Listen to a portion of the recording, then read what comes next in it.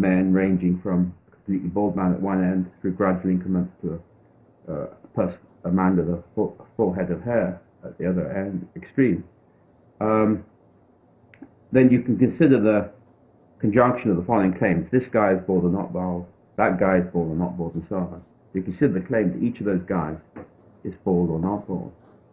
And for me, the indeterminacy of the predicate in application of those cases is a matter of that conjunction, or that generalization being false. So you should claim there's indeterminacy of denying that it's true for all these cases, that either it's one in which the guy is bald or it's one in which the guy is not bald. Now this leads to a difficulty because you don't want to deny, if you take a particular man, you don't want to deny that he's bald or not bald, because from that it would follow, I think, that it's not the case that he's bald and it's not the case that he's not bald, which is a contradiction.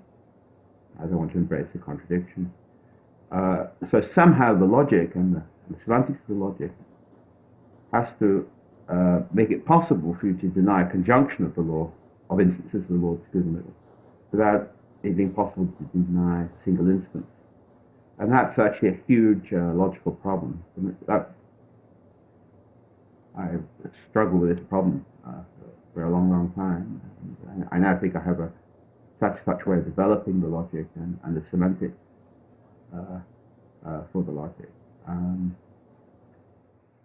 But one way of understanding the semantics is in terms of a notion of incompatibility or compatibility.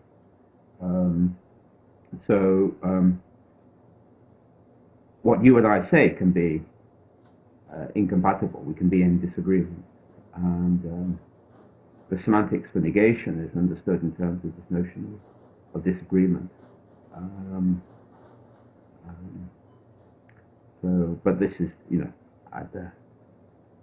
it'll take me some time to fully explain the semantics. But yeah. I mean, you don't have to. I was trying to get a glance at the. Mm-hmm. What's your opinion about non-analytical philosophy?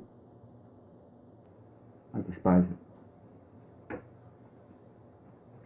you have any precision on that, or maybe any motivation? Well, there may be.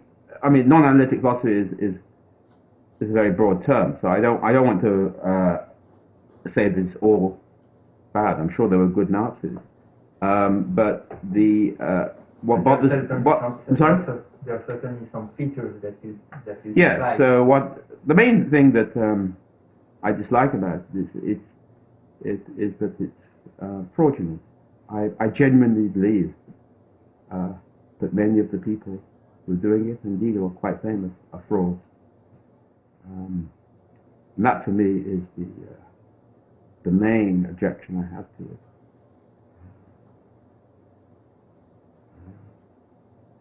I probably feel more strongly about this than is healthy. But I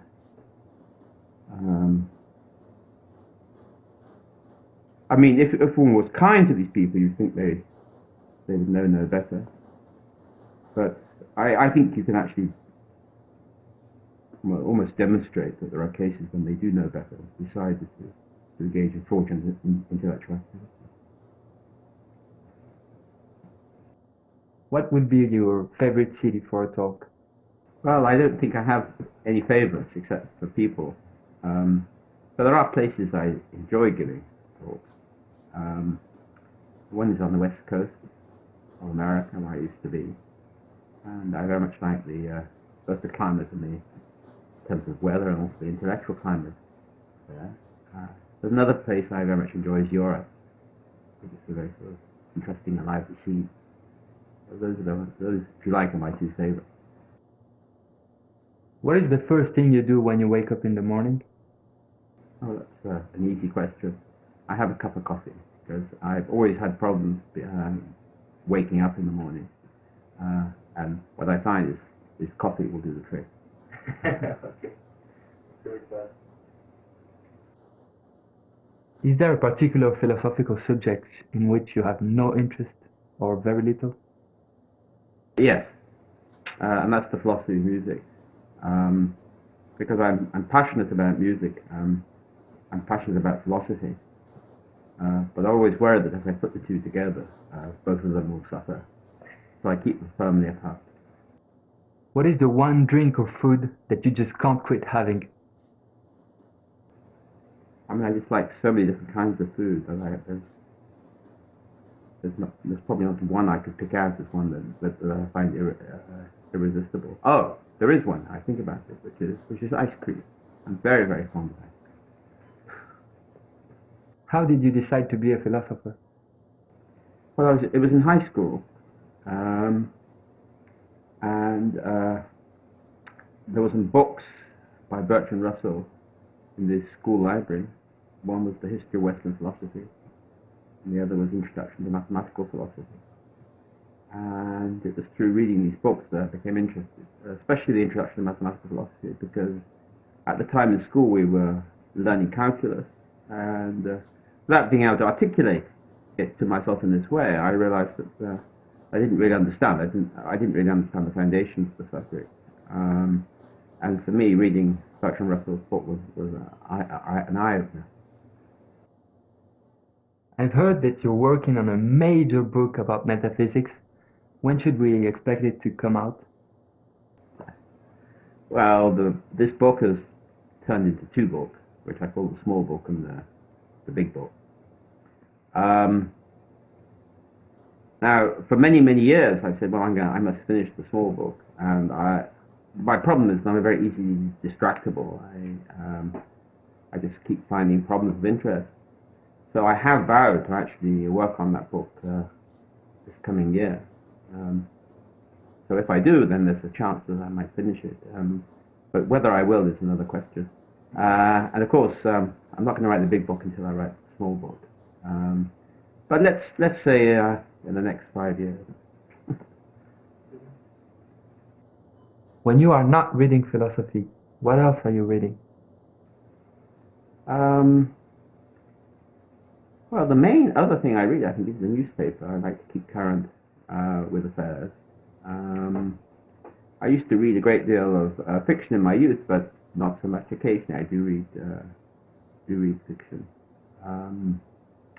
But that's about it. I mean, what I find is that philosophy is so intellectually exhausting that if I'm not doing philosophy, I prefer to do other things. The next set of questions is a funny or not funny quiz.